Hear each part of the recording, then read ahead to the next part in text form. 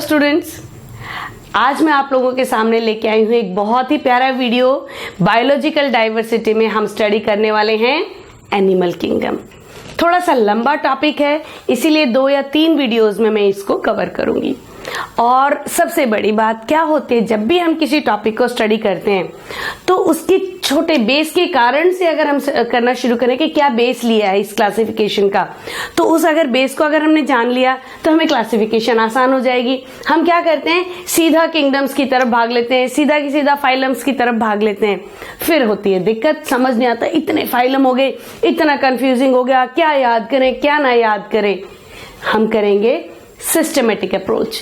सबसे पहले हम जानेंगे कि क्या क्राइटेरिया लेकर के क्लासिफिकेशन करना था किसका, किंगडम एनिमलिया का। उनको हम कहते हैं ग्रेड्स ऑफ ऑर्गेनाइजेशन, मतलब किस ऑर्गेनिज्म में वो वाली चीजें हैं, अगर उससे अगले लेवल पे कौन सी चीजें हैं, अगले लेवल पे कौन सी चीजें हैं, उनको हम लेकर के करते हैं।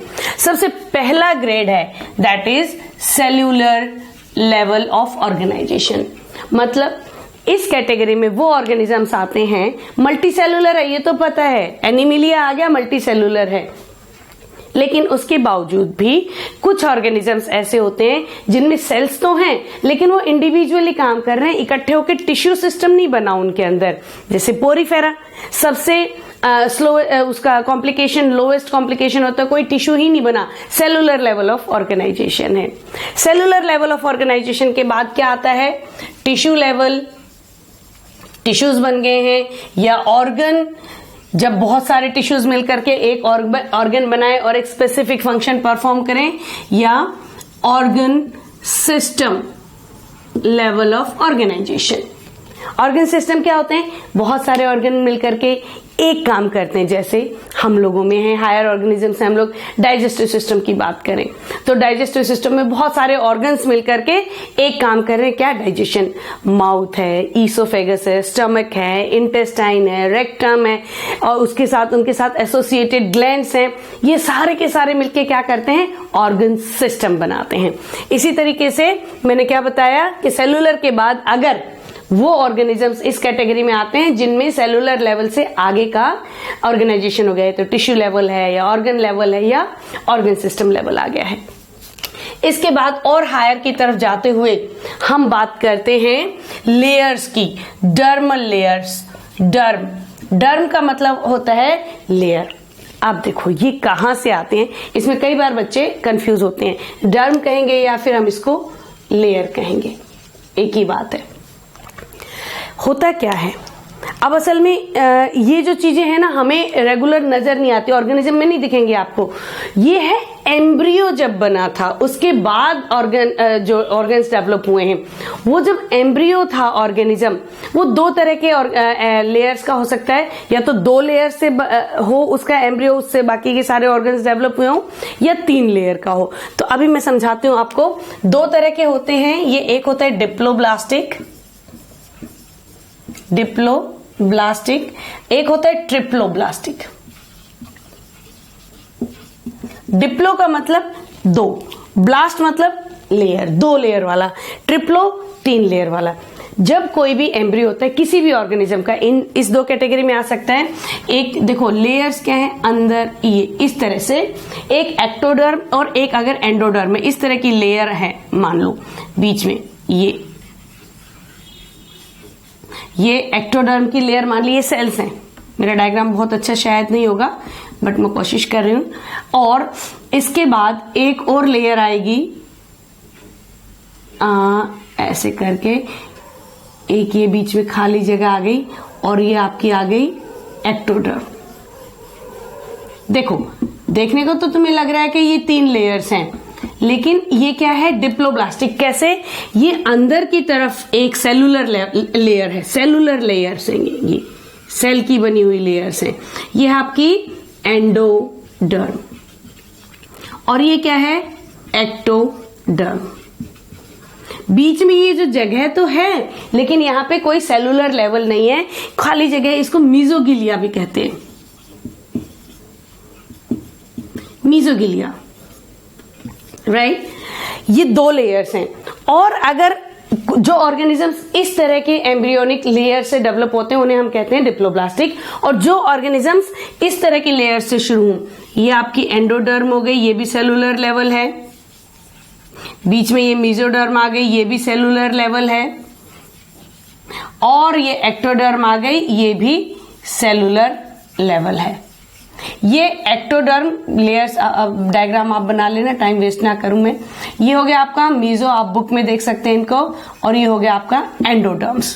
ये लेयर्स, इस तरह की जब लेयर्स होती हैं तो जो ऑर्गेनिजम्स जिनका ओरिजिन हुआ है उस एम्ब्रियो से, जिस एम्ब्रियो में 2 लेयर्स थी, बीच में ये सेलुलर लेवल नहीं था, लेयर नहीं था, उसकी जगह क्या था, मेसोगिलिया था, उसको हम कहते हैं डिप्लोब्लास्टिक। और वो ऑर्गेनिजम्स जो इस तरह के एम्ब्रियो से आगे डेवलप हुए, जिनके एम्ब्रियो में 3 लेयर्स होती हैं, उन्हें हम कहते हैं ट्रिप्लोब्लास्टिक। डिप्लोब्लास्टिक फ्लैटवर्म्स, प्लेटीहेल्मिन्थस वगैरह इसकी कैटेगरी में आ जाते हैं। उससे आगे जब चल पड़ते हैं प्लेटीहेल्मिन्थस से आगे, तो ट्रिप्लोब्लास्टिक ऑर्गेनिजम्स होने शुरू हो जाते हैं। ये क्लासिफिकेशन के क्राइटेरिया हैं, इसमें कंफ्यूज नहीं होना। अगला क्राइटेरिया है, 4th is symmetry. Body symmetry कैसी है? ये भी 2 तरह की हो सकती हैं, एसिमेट्रिकल एंड सिमेट्रिकल। अब इसको क्या कहेंगे? एसिमेट्रिकल मतलब कोई ऑर्गेनिज्म जैसे एमीबा है, उसको आप किसी भी तरफ से 2 हिस्सों में प्लेन में काटने की कोशिश करोगे तो कभी भी आपको दोनों हिस्से बराबर नहीं मिलेंगे, वो क्या हो जाएगा? एसिमेट्रिकल। सिमेट्रिकल, जब किसी ऑर्गन को हम किसी पर्टिकुलर प्लेन में एक जगह से 2 हिस्सों में, बराबर हिस्सों में बांटें और दोनों हिस्से देखने में क्या मिले? बराबर मिले, तो उसे हम कहते हैं सिमेट्रिकल। अब सिमेट्रिकल भी 2 तरह के हो सकते हैं। सिमेट्रिकल हो सकता है बाइलेटरल, एंड सिमेट्री हो सकता है रेडियल। रेडियल सिमेट्री बिल्कुल जैसे मैं कोई भी गोल चीज मान लो, जैसे गेंद ले ली हमने, बॉल, वो ऑर्गेनिजम्स जो कुछ गोलाकार शेप के होते हैं, अब बॉल को हम किसी भी प्लेन से काटेंगे, कहीं से भी काट देंगे, तो जो दोनों हिस्से होंगे वो हमेशा बराबर मिलेंगे। लेकिन अगर हम अपनी बात कर ले, देखो हम लिविंग ऑर्गेनिजम्स में ही हम लोग भी आते हैं, तो अगर हमारे को ऐसे बीचों बीच यहां से काटा जाएगा तो ये वाला हिस्सा और ये वाला हिस्सा तो बराबर होगा, लेकिन अगर हम यहां से काटें इस प्लेन से तो ये हिस्से बराबर नहीं होंगे। तो ये क्या हुआ कि एक प्लेन से काटने पे तो दोनों हिस्से बराबर होते हैं, तो उसे हम कहते हैं बाइलेटरल सिमेट्री। जो गोलाकार ऑर्गेनिजम्स होते हैं वो रेडियल सिमेट्री शो करते हैं, ठीक है। अब जो एसिमेट्रिकल बहुत लोअर ऑर्गेनिजम्स में ही रह जाते हैं, बाकी आकर के सिमेट्रिकल हो जाते हैं। सिमेट्रिकल में या तो बाइलेटरल सिमेट्रिकल, पहले रेडियल होंगे, रेडियल सिमेट्रिकल होंगे, या फिर वो बाइलेटरल सिमेट्रिकल होंगे।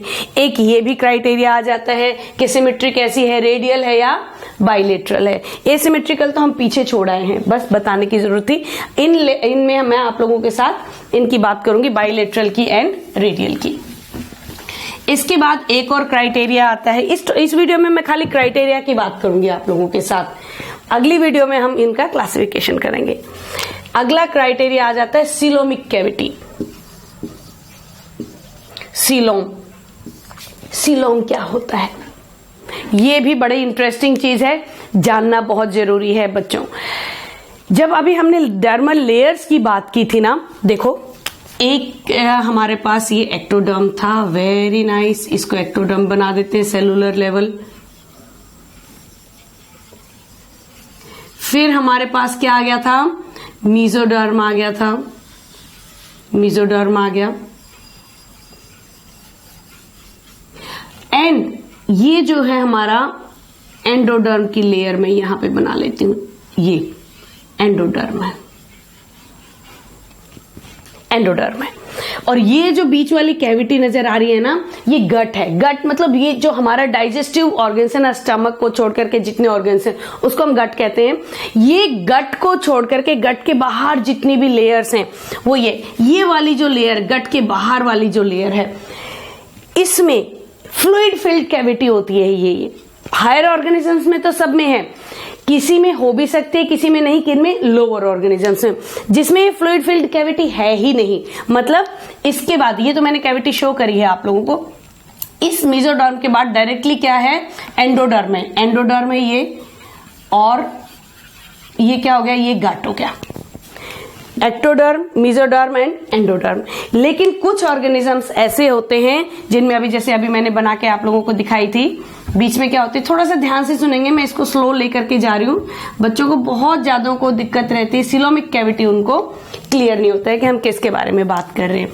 मैंने क्या बताया, ये आपका एंडोडर्म है, क्लियर है, और ये गट है बीच में, राइट। तो ये जो बीच वाली जगह है और इसके चारों तरफ कौन है, मेसोडर्मल लेयर है, इसको हम सीलोम कहते हैं। ये फ्लूइड फिल्ड कैविटी होती है, फ्लूइड फिल्ड कैविटी होती है। इसका काम है हमारे ऑर्गन्स को बचा के रखना, जर्क से, झटकों से बचा करके रखना। पूरे हमारे जितने भी बाकी के बॉडी ऑर्गन्स हैं उनको ये प्रोटेक्ट करके रखती है। अब किसी में तो ये इस तरह की होती है, बहुत प्रॉपरली लाइंड होती है। यहाँ पे भी एक्चुअली ये पूरी तरह से अगर मैं बनाऊं तो ये ऐसा बनेगा। ये भी मेसोडर्मल सेल है, ये भी, ये ट्रू सीलोमिक कैविटी है। किसी किसी में आप देखेंगे कि ट्रू सीलोमिक कैविटी ऐसी ना होकर के, सीलोमिक कैविटी तो है लेकिन पैचेस में है, इस तरह से नहीं होगा। जैसे ये तो कंटिन्यूअस थी, उसमें क्या होगा, कुछ मेसोडर्मल सेल ये ऐसे हो गया। ये मेसोडर्म के सेल थे, एक पैच बना दिया, दूसरा पैच बना दिया। ये ना आप लोग डायग्राम थोड़े से अच्छे बनाना, मैं बहुत जल्दी बना रही हूं तो ये इतने अच्छे नहीं बन रहे, बट आप लोगों ने बहुत सुंदर बनाने हैं। ये क्या हो गया, देखो ये पैच में सिलो, ये सिलोमिक कैविटी पैचेस में है, ये मेसोडर्मल सेल है, तो इसको हम क्या कहेंगे, स्यूडोसिलोम। सिलोमिक कैविटी अब मैं कितना बताया आप लोगों को, कितने तरह के हो गया। एक तो हो गया आपका एसिलोमेट, जिसमें सिलोमिक कैविटी है ही नहीं, कोई फ्लूइड फिल्ड कैविटी नहीं है, जैसे प्लेटीहेल्मिन्थस आ गया, फ्लैटमॉम्स आ गए। फिर आ जाएगा आपका स्यूडोसिलोम। स्यूडोसिलोम क्या है, जिसमें सिलोमिक कैविटी है तो सही लेकिन कंटिन्यूअस नहीं है, ऐसे पैचेस में है। फिर आ जाता है ट्रू सिलोम। सिलोमिक कैविटी वो फ्लूइड फिल्ड कैविटी जो हमारे ऑर्गन्स को जर्क्स से बचाती है, उनको सेफ रखने का काम करती है। तो ये ऑर्गेनिजम्स को इन सिलोमिक कैविटी के हिसाब से इन 3 क्राइटेरिया में भी बांटा जा सकता है। फिर आ जाता है, ये मैंने जो साथ साथ लिखे हैं आप लोग लिखते जाना, मैं इनको जो डिफरेंशिएशन है उनको इरेज कर देती हूँ, क्योंकि मुझे चाहिए बेसिकली क्या, कैरेक्टर्स जिनसे हम इनको डिफाइन कर रहे हैं। फिर आ जाता है 6th पोजीशन पे नोटोकॉर्ड। नोटोकॉर्ड क्या है, ये एक रॉड लाइक स्ट्रक्चर होती है जो एम्ब्रियो में डेवलप होती है डोर्सल साइड में। जैसे हमारी डोर्सल साइड क्या है, कमर है, बैक है, ऐसी मछली जो भी कोई भी ऑर्गेनिज्म है, ये नोटोकॉर्ड डेवलप होने लगती है हायर ऑर्गेनिजम्स में जाकर के। कॉर्डेट्स में ये नोटोकॉर्ड होती है, और कॉर्डेट से नीचे वाले जितने भी ऑर्गन्स हैं उनमें नोटोकॉर्ड नहीं है। अब नोटोकॉर्ड क्या है, एक रॉड लाइक स्ट्रक्चर है on the dorsal side of body, embryo में। अब क्या हो जाता है, नोटोकॉर्ड फिर 2 काम कर देती है। इसके आगे इसका डिफाइन जब हम करते हैं तो कैसे डिफाइन कर सकते हैं, वो ऑर्गेनिजम्स भी हैं जिनमें नोटोकॉर्ड खाली एम्ब्रियोनिक स्टेज पे है। जब एम्ब्रियो है तब तो है, लेकिन जब वो हायर ऑर्गेनिजम्स हो गए तो उनमें नोटोकॉर्ड खत्म हो गई है, तो इनको हम कहते हैं प्रोटोकॉर्डेटा, प्रोटोकॉर्डेट्स। इनके बारे में और डिटेल में करेंगे। और जिनमें नोटोकॉर्ड है और आगे चल के एम्ब्रियो में नोटोकॉर्ड है और जैसे ही वो एडल्ट हुआ तो वो किस में कन्वर्ट होगी, वर्टिब्रल कॉलम। अपनी कमर पे हाथ लगा के देखो, रीढ़ की हड्डी, यही नोटोकॉर्ड थी हम लोग जब एम्ब्रियो थे, तो फिर बाद में किस में कन्वर्ट हो गई, वर्टिब्रल कॉलम में। तो इनको इसीलिए नाम दिया गया है वर्टिब्रेटा, राइट। तो बेसिकली हम लोग नोटोकॉर्ड, नॉन कॉर्डेट्स, देखो कॉर्डेटा से, कॉर्डेट एक फाइलम है, कॉर्डेट्स को आगे हम डिफाइन करेंगे तो ये बताऊंगी। कॉर्डेट से पहले वाले सारे के सारे नॉन कॉर्डेट्स है जिनमें नोटोकॉर्ड है ही नहीं। फिर कॉर्डेट आने के बाद हायर ऑर्गेनिजम्स में 2 तरीके हो गए, प्रोटोकॉर्डेट्स जिसमें नोटोकॉर्ड थी तो सही एम्ब्रियो में, लेकिन एडल्ट होते होते वो डिसअपियर हो गई। और वर्टिब्रेटा वो होते हैं जिसमें एम्ब्रियो में नोटोकॉर्ड थी और जैसे जैसे वो एडल्ट होते चले गए वो किसमें कन्वर्ट हो गई, वर्टिब्रल कॉलम में। एक बार रिवाइज करा देती हूँ, मेरा ये वाला वीडियो बनाने का मकसद क्या था। मेरा ये वीडियो बनाने का मकसद है कि जनरली स्टूडेंट्स क्लासिफिकेशन एनिमल्स में बड़े कंफ्यूज रहते हैं, उसमें उनको वो बहुत लंबा चौड़ा सा सिलेबस नजर आता है। उस लंबे चौड़े सिलेबस को, जैसे क्लासिफिकेशन इतने ऑर्गेनिजम्स को क्लासिफाई करके हमने सिंप्लीफाई कर लिया, तो इसी तरीके से ये सारी चीजों को सिस्टमेटिक अगर हम पढ़ते हैं तो ये बहुत आसान हो जाती हैं। तो क्या है ये ग्रेड्स ऑफ ऑर्गेनाइजेशन? पहला, ये वो ऑर्गेनिजम्स जो सिर्फ सेलुलर लेवल में आते हैं उनको एक जगह रखा गया, जिनमें टिश्यू लेवल ऑर्गन लेवल नहीं है। उससे आगे वाले ऑर्गेनिज्म सारे जिनमें टिश्यू लेवल और ऑर्गन लेवल सिस्टम आ गया, उनको सबको किसमें रखा गया? टिश्यू लेवल में। फिर टिश्यू लेवल से भी आगे बढ़ के एक और ऑर्गेनाइजेशन आया, वो क्या था? Dermal layers. क्या एम्ब्रियो दो डर्मल लेवर से, एम्ब्रियो में 2 डर्म लेयर थी या एम्ब्रियो में 3 डर्म थी? Mesoderm, ectoderm, endoderm. ठीक है। फिर आ जाते हैं सिमेट्री। सिमेट्री क्या है? ऑर्गेनिज्म को अगर हम 2 भागों में बांटे तो क्या वो इक्वल होते हैं? ये सिमेट्री भी 2 तरह की होती है। रेडियल, कि किसी भी प्लेन में काटो 2 इक्वल हिस्से हैं। बाइलेटरल, हर प्लेन में नहीं लेकिन किसी एक पर्टिकुलर प्लेन में हम काटते हैं तो 2 हिस्से बराबर होते हैं। सिमेट्री के बाद आती है सीलोमिक कैविटी। सीलोमिक कैविटी क्या होती है? ये वो फ्लूइड फिल्ड कैविटी है जो एक्टोडर्म और गट के बीच में भरा हुआ है। इसी में हमारे सारे ऑर्गन्स आराम से बैठे हुए हैं, जर्क नहीं लगता उनमें, और शॉक एब्जॉर्बर का भी ये काम करती है। तो सीलोमिक कैविटी 3 तरह की हो सकती हैं। वो ऑर्गेनिजम्स जिनमें सीलोमिक कैविटी नहीं है उन्हें हम एसीलोमेट कहते हैं। वो ऑर्गेनिजम्स जिनमें सीलोमिक कैविटी है लेकिन प्रॉपरली डेवलप्ड नहीं है, पैचेस में डेवलप्ड है, उन्हें हम स्यूडोसीलोम की कैटेगरी में डालते हैं। और वो ऑर्गेनिजम्स जिनमें सीलोमिक कैविटी प्रॉपरली डेवलप्ड है, मेसोडर्म के सेल्स ने उसको घेरा हुआ है, उनको हम डालते हैं सीलोमेट में। ठीक है, ट्रू सीलोम में बोल सकते हैं। फिर आखिरी जो लेवल ऑफ ऑर्गेनाइजेशन है वो क्या आ जाता है? नोटोकॉर्ड।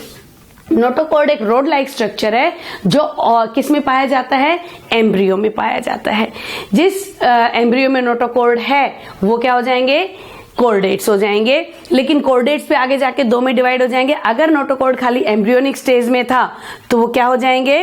प्रोटोकॉर्डेट्स हो जाएंगे। और अगर वो एम्ब्रियोनिक स्टेज से आगे बढ़ गया और वर्टिब्रल कॉलम में कन्वर्ट हो गया एडल्ट में, तो वो क्या होंगे? वर्टिब्रेटा में आएंगे। तो इनको अब पहले तो आप लोग ये ग्रेड्स ऑफ ऑर्गेनाइजेशन को समझ लो अच्छे से। अब मैं करना शुरू करूंगी क्लासिफिकेशन। ये भी मैं 2 वीडियोस में या हो सकता है 3 वीडियोस में पूरा करूं अगर ज्यादा लंबा हो जाता है तो। तब तक के लिए आप इसको तैयार करो, मैं क्लासिफिकेशन की वीडियो बनाती हूँ आप लोगों के लिए। Till then stay happy and good bye.